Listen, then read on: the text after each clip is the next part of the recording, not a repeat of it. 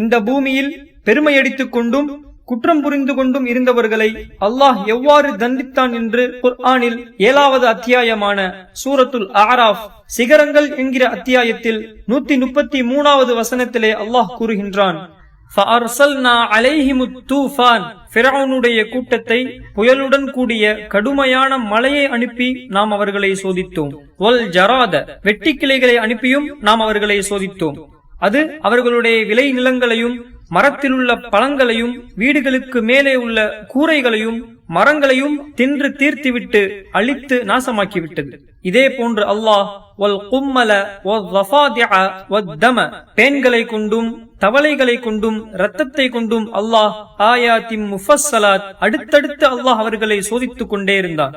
ஃபஸ்தக்பரு வகானு கௌமம் முஜ்ரிமீன்.